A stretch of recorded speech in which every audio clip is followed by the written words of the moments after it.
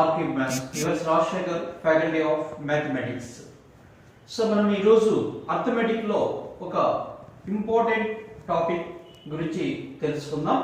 So అది ఏంటంటే మనకు రేషియో ప్రపోర్షన్, నిష్పత్తి మరియు అనుపాతం. మరి ఈ రేషియో ప్రపోర్షన్ అనే చాప్టర్ నుంచి మన కాంపిటేటివ్ ఎగ్జామ్స్ లో 3 to 4 అప్లికేషన్ ప్రాబ్లమ్స్ రెగ్యులర్ గా ఆర్ఆర్బి, ఎస్ఐ కానిస్టేబుల్ మరియు ఇతర కాంపిటేటివ్ ఎగ్జామ్స్ కు అడగడం జరుగుతుంది. మరి ఫస్ట్ ఆఫ్ ఆల్ ఈ రోజు క్లాసులో మనము బేసిక్ కాన్సెప్ట్ గురించి తెలుసుకుందాం. ముందుగా రేషియో, నిష్పత్తి అంటే ఏంటి, నిష్పత్తికి సంబంధించిన ప్రాపర్టీస్, టైప్స్ ఆఫ్ రేషియోస్ గురించి ఈ రోజు క్లాసులో మనము తెలుసుకుందాం. మరి నిష్పత్తి అంటే ఏంటి, రేషియో అంటే ఏంటి? నిష్పత్తి అంటే ఒకే ప్రమాణం కలిగిన రెండు లేదా అంతకంటే ఎక్కువ రాశులను పోల్చడాన్ని మనము నిష్పత్తి అని చెప్తాం. అంటే ratio is a comparison of 2 or more quantities having same units. ఇక్కడ కంపల్సరీ మనం గుర్తుంచుకోవాల్సింది ఏంటంటే ఇక్కడ మనకు ఒకే ప్రమాణం సేమ్ యూనిట్స్ కలిగిన రాశులను మనము పోల్చాలి అనేది ఇక్కడ గుర్తుంచుకోవాలి. అంటే మనకు సపోజ్ గ్రామ్స్ తీసుకుంటే ఎక్కడ కూడా ఇంకొక క్వాంటిటీ గ్రామ్స్ ఉండాలా. 20 grams 50 grams ఆ రెండింటిని కంపేర్ చేయొచ్చు. ఆ రెండింటిని కంపేర్ చేసి రేషియోగా మనం రాయొచ్చు. లేదా 250 ml 350 ml కిలోగ్రామ్స్. ఇక్కడ మనకు అలా కాకుండా మనకు నంబర్ ఆఫ్ రన్స్ కంపేర్ చేయొచ్చు. ఇద్దరు క్రికెటర్స్ చేసిన పరుగులని కంపేర్ చేయొచ్చు. ఇద్దరు క్రికెటర్లు తీసిన వికెట్స్ ని కంపేర్ చేయొచ్చు. లేదా ఇద్దరు విద్యార్థులు ఒక పరీక్షలో పొందిన మార్కులను కంపేర్ చేయొచ్చు. లేదా ఒక ఫ్యామిలీ తీసుకున్నప్పుడు ఆ ఫ్యామిలీలో ఇద్దరు వ్యక్తుల ఆదాయాన్ని ఇన్కమ్ ను కంపేర్ చేయొచ్చు. లేదా వారి ఏజెస్ ను కంపేర్ చేయొచ్చు. లేదా వారు ఆ ఫ్యామిలీ యొక్క వెయిట్ ని కంపేర్ చేయొచ్చు. స్కూల్ తీసుకుంటే విద్యార్థులు పొందిన మార్కులను కంపేర్ చేయొచ్చు. ఆఫీస్ తీసుకుంటే ఆఫీస్ ఎంప్లాయీస్ యొక్క ఇద్దరు లేదా అంతకన్నా ఎక్కువ ఎంప్లాయీస్ జీతాలను కంపేర్ చేయొచ్చు. అంటే ఇక్కడ కంపారిజన్ అనేది ఒకే యూనిట్స్ ఉండాలి, సేమ్ యూనిట్స్ మాత్రమే మనం కంపేర్ చేయాలనే విషయము స్పష్టంగా చాలా బాగా గుర్తుంచుకోవాలి. ఇక్కడ ఇది మెయిన్ పాయింట్ అన్నమాట రేషియోలో, రైట్? మరి సపోజ్ మనకు ఏ మరియు బి అనే 2 టర్మ్స్ ఏ బి అనే రెండు సంఖ్యల మధ్య నిష్పత్తిని మనం ఏ విధంగా రాయొచ్చు అంటే A to B, A is to B. Symbolical గా ఏ ఇస్ టు బి తో సూచిస్తాం అన్నమాట. ఏబిసి తీసుకున్నప్పుడు A is to B is to C. 4 సంఖ్యలను ఏబిసిడి 4 క్వాంటిటీస్ ని కంపేర్ చేసినప్పుడు A is to B is to C is to D ఆ విధంగా మనము రేషియోను రాస్తాం. సింబాలికల్ గా మనం ఆ విధంగా డినోట్ చేస్తాం. మరి మనం ఏ ఇస్ టు బి అనే నిష్పత్తి తీసుకున్నప్పుడు ఏబిలను పదాలు, నిష్పత్తి యొక్క పదాలు, టర్మ్స్ ఆఫ్ ది రేషియో చెప్తాం. ఏను మొదటి పదమని, బిను రెండవ పదమని పిలుస్తాం. మొదటి పదమును పూర్వ పదమని, రెండవ పదమును పరపదమని పిలుస్తాం. A is called antecedent, A is called antecedent, B is called consequent. ఈ విధంగా మనకు రేషియోల టర్మ్స్ ను మనం పిలుస్తాం. For example in 2:3, 2 is called antecedent, 3 is called consequent. 2:3 నిష్పత్తిలో ఏను పూర్వపదమని, 3ను పరపదమని పిలుస్తాం అన్నమాట. ఈ విధంగా నిష్పత్తులోని పదాలకు మనము అక్కడ నేమ్స్ అనేది ఇవ్వడం జరుగుతుంది. ఇలా కంపారిజన్ అన్నప్పుడు ఈ రేషియో గురించి మనం డెఫినేషన్ అనేది ఈ విధంగా మనం గుర్తుంచుకుంటాం. Suppose A is to B, A is to B is nothing but A by B. అంటే ఏ ఇస్ టు బి అనే నిష్పత్తిని మనకు ఏ బై బి రూపంలో రాయొచ్చు. మరి ఈ రేషియో సంబంధించిన కొన్ని ప్రాపర్టీస్ మనము గుర్తుంచుకోవాలి. ఇవి మనకు ప్రాబ్లమ్ సాల్వింగ్ లో, అప్లికేషన్ ప్రాబ్లమ్స్ సాల్వ్ చేసేటప్పుడు ఉపయోగపడతాయి.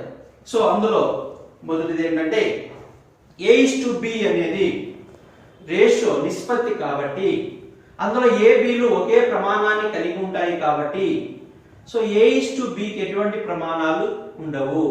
ఏ is to B is a number దానికి ఎటువంటి యూనిట్స్ చెప్పకూడదు. 20 గ్రామ్స్ 30 గ్రామ్స్ యొక్క రేషియోను 20:30 దట్ ఈస్ ఈక్వల్ టు 2:3 అని చెప్తాం. అంతేగాని 2:3 గ్రామ్స్ అని చెప్పాం. సో ఈ విధంగా మీరు గుర్తుంచుకోవాలి. రైట్. మరి రేషియోకి another form fractional form. So A:B is nothing but A/B. A/B is nothing but A:B గా మనము చెప్పవచ్చు అన్నమాట. సో అది నిష్పత్తికి మరొక రూపంగా మనము చెప్తాము. సో అలాగే రేషియోలో క్రమానికి చాలా ప్రాధాన్యత ఉంటుంది. అంటే so A:B is not equal to B:A unless A is equal to B. A మరియు B విలువలు సమానమైనప్పుడు మాత్రమే A:B is equal to B:A అవుతుంది. కానీ ఇంక వేరే ఏ సందర్భంలోనూ A:B is not equal to B:A అవుతుంది అనే విషయం గుర్తుంచుకోవాలి. So we can multiply and divide the terms of the ratio by a constant number. That constant number is not equal to 0. So the ratio is not altered. అంటే నిష్పత్తిలోని పదాలను ఒకే సంఖ్యచే గుణించిన లేదా ఒకే సంఖ్యచే భాగించిన ఆ నిష్పత్తి యొక్క విలువ మారదు. ఆ గుణించే భాగించే సంఖ్య 0 కాకూడదు. 0 కాని ఏ సంఖ్య అయినా మనము తీసుకోవచ్చు అనే విషయం బాగా గుర్తుంచుకోవాలి. మరి ఈ ప్రాపర్టీ అనేది అడిషన్ సబ్ట్రాక్షన్ కు వర్తించదు.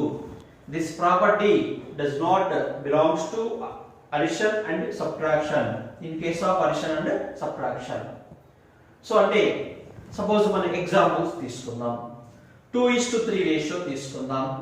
2:3 రేషియోలోని టర్మ్స్ ను 5 తో మల్టిప్లై చేస్తే 2 × 5 = 3 × 5.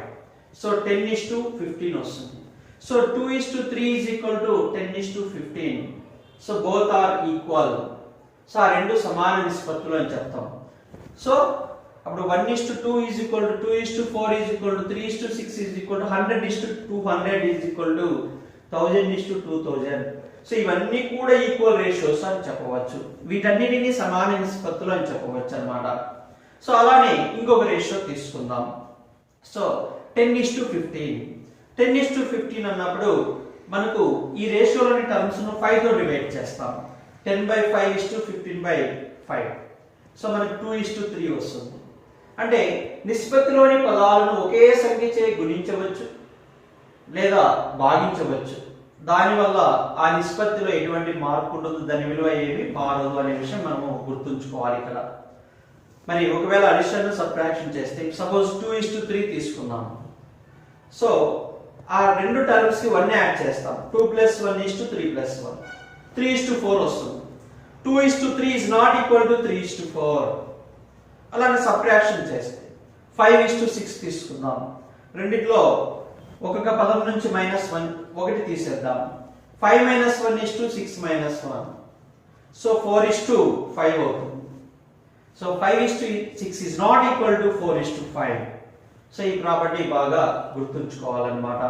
సో ఈ విధంగా ప్రాపర్టీస్ అనేవి కూడా మనకు చాలా కీలకం. వీటిని బాగా గుర్తుంచుకుంటే మనకు సింప్లిఫికేషన్ లో ఉపయోగపడతాయి.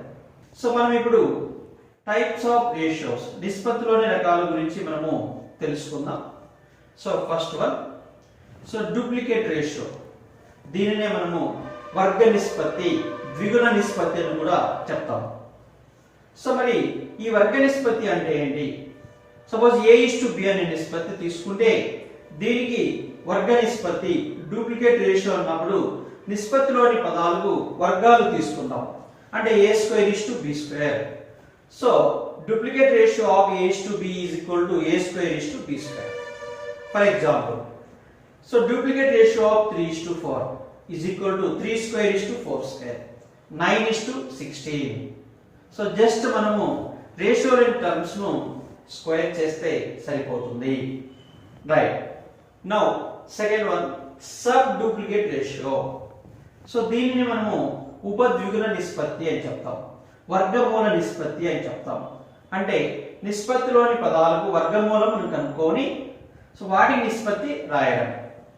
So sub duplicate ratio of A:B is equal to √A:√B.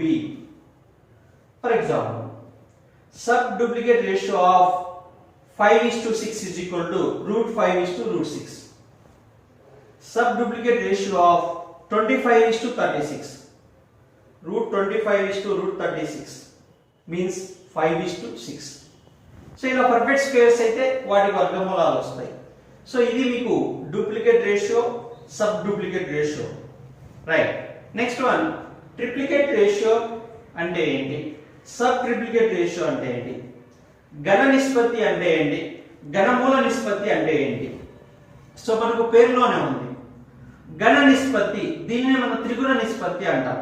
అంటే నిష్పత్తిలోని పదాలకు ఘనాలు కనుక్కొని వాటికి నిష్పత్తి కనుక్కోవడం. For example, so triplicate ratio of a:b is equal to a cubed is to b cubed. So triplicate ratio of 3:4 is equal to 3 cube is to 4 cube. 3 cube means 27 is to 64. Sub triplicate ratio ఉపద్విగుణ నిష్పత్తి, దీన్నే ఘనమూల నిష్పత్తి అని కూడా చెప్తాము. అంటే నిష్పత్తిలోని పదాలకు ఘనమూలం కనుక్కొని వాటి నిష్పత్తి కనుక్కోవడం. Sub triplicate ratio of a:b is equal to cube root of a is to cube root of b. For example, sub triplicate ratio of 64 is to 125 is equal to cube root of 64 is to cube root of 125. That is equal to 4 is to 5. So ఈ విధంగా మనము triplicate ratio, sub triplicate ratio గురించి మనము రాయవచ్చు. Next one compound ratio, బహుళ నిష్పత్తి. దీనినే మనము సంకీర్ణ నిష్పత్తి అని కూడా పిలుస్తాం.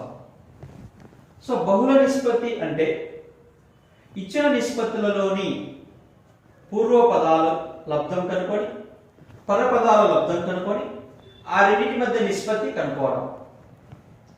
So compound ratio is nothing but the ratio of product of antecedent and product of consequent of the given ratio. అంటే సపోజ్ a:b c:d ఇచ్చిన నిష్పత్తులు అనుకున్నప్పుడు సో వాటి బహుళ నిష్పత్తి compound ratio of a:b and c:d is equal to a into c is to b into d, that is equal to ac is to bd. Compound ratio of a:b, c:d and e:f. a:b means a by b, c:d means c by d, e:f means e by f. So వీటి బహుళ నిష్పత్తి. So take numerators a into c into e is to b. Now denominators b into d into f. So ACE is to BDF is the compound ratio of the given ratios. So ఈ విధంగా మనము బహుళ నిష్పత్తి fraction ఫార్ములాకి మార్చుకున్నప్పుడు లవముల లబ్ధము కనుకొని హారముల లబ్ధం కనుకొని వాటి నిష్పత్తి సంకీర్ణ నిష్పత్తి లేదా బహుళ నిష్పత్తి అని చెప్తాం. సో ఈ విధంగా మనము కాంపౌండ్ రేషియో కనుక్కోవచ్చు. దీని మీద అప్లికేషన్ ప్రాబ్లమ్స్ మనకు రెగ్యులర్ గా కాంపిటేటివ్ ఎగ్జామ్స్ లో అడగడం జరుగుతుంది. Right. So next one inverse ratio or reciprocal ratio. So దీన్ని మనం విలోమ నిష్పత్తి, ఇచ్చిన నిష్పత్తి యొక్క విలోమ నిష్పత్తి. So what is inverse ratio? So విలోమ నిష్పత్తి అంటే ఏంటంటే నిష్పత్తిలోని పదాలకు విలోమం అంటే రెసిప్రోకల్ కనుగొని వాటి మధ్య నిష్పత్తి కనుక్కోవడం. For example, so inverse ratio of a is to b equal to 1 by a is to 1 by b, nothing but b is to a. So inverse ratio of a is to b is nothing but b is to a. So in just interchanging the first term and second term, we get the inverse ratio of the given ratio. a is to b అనే రెండు పదాలను just మనం తారుమారు చేస్తే వచ్చే నిష్పత్తి ఇచ్చిన నిష్పత్తి యొక్క విలోమ నిష్పత్తి అవుతుంది. For example, inverse ratio of 2:3 is equal to 3:2. 5:4 యొక్క విలోమ నిష్పత్తి 4:5 అవుతుంది. జస్ట్ మనము ఆ రెండు పదాలను తారుమారు చేసి వాటి నిష్పత్తి కనుక్కోవడం.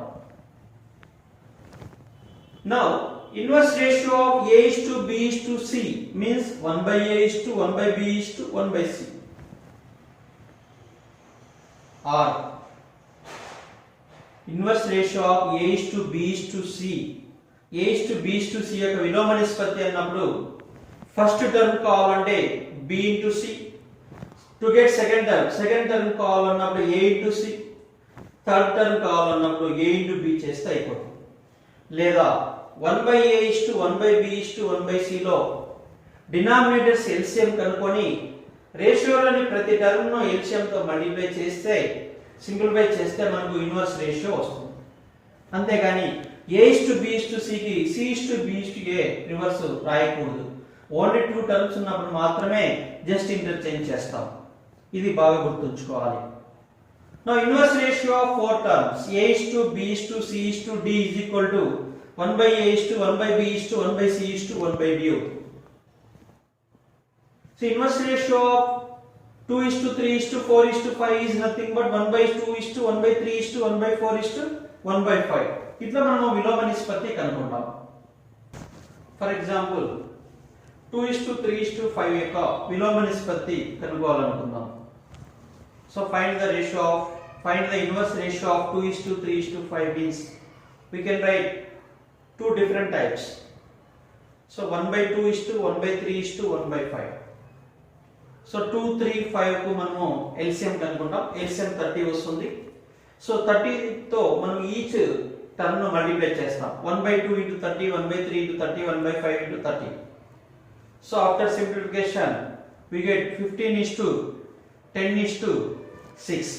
So that is inverse ratio of the given ratio. ఇది ఫస్ట్ మెథడ్. సెకండ్ మెథడ్ లో ఎలా చేస్తాం? సపోజ్ మనకు 2:3:5 యొక్క ఇన్వర్స్ రేషియో అన్నప్పుడు ఫస్ట్ టర్మ్ కావాలంటే second term third term product తీసుకోవాలి. అంటే 3 into 5 15 సెకండ్ టర్మ్ కావాలన్నప్పుడు first term and third term product తీసుకోవాలి. 2 into 5 10 థర్డ్ టర్మ్ కావాలన్నప్పుడు ఫస్ట్ 2 టర్మ్స్ ప్రోడక్ట్ తీసుకోవాలి. 2 into 3 6. సో ఈ విధంగా మనకు 2:3:5 యొక్క ఇన్వర్స్ రేషియో సెకండ్ మెథడ్ లో కూడా చాలా సింపుల్ గా చేయవచ్చు. సో ఇలా 2 డిఫరెంట్ మెథడ్స్ లో మనము 3 టర్మ్స్ ఇచ్చినప్పుడు ఇన్వర్స్ రేషియో కనుక్కోవచ్చు. 2 టర్మ్స్ ఇచ్చినప్పుడు జస్ట్ ఇంటర్చేంజ్ చేస్తాం. 3 టర్మ్స్ ఇచ్చినప్పుడు ఇలా 2 వేస్ లో చేయొచ్చు. సో మరి 4 టర్మ్స్ 5 టర్మ్స్ ఇలా ఎక్కువ ఇచ్చినప్పుడు ఏం చేయాలంటే సింపుల్ మెథడ్ డినామినేటర్స్ ఎల్సిఎం కనుక్కొని ఆ రేషియోలో ఈచ్ టర్మ్ ను మల్టిప్లై చేసి సింప్లిఫై చేస్తే మనకు ఇన్వర్స్ రేషియో విలోమ నిష్పత్తి అనేది కనుక్కోవచ్చు అన్నమాట. సో ఈ విధంగా మనము ఈ రోజు క్లాస్ లో మనకు రేషియో అంటే ఏంటి, అలానే ప్రాపర్టీస్ ఆఫ్ రేషియో, సో నిష్పత్తిలో యొక్క ప్రాపర్టీస్ గురించి మనం తెలుసుకోవడం జరిగింది. అలానే టైప్స్ ఆఫ్ రేషియో గురించి కూడా మనము ఈ రోజు డిస్కస్ చేసాం. సో మరి నెక్స్ట్ క్లాస్ లో సో వాట్ ఈస్ ప్రపోర్షన్, అనుపాతం అంటే ఏంటి, సో మరి అనుపాతం యొక్క అప్లికేషన్స్ ఏ విధంగా ఉంటాయి, సో వాటి యొక్క టైప్స్, వాటి యొక్క అప్లికేషన్ ప్రాబ్లమ్స్ మనకు ఏ విధంగా ఉంటాయి అనే ఆ ప్రపోర్షన్ యొక్క కాన్సెప్ట్ గురించి మనము నెక్స్ట్ క్లాస్ లో తెలుసుకుందాం. మరి ఈ వీడియో కనుక మీకు నచ్చితే లైక్ చేయండి, షేర్ చేయండి.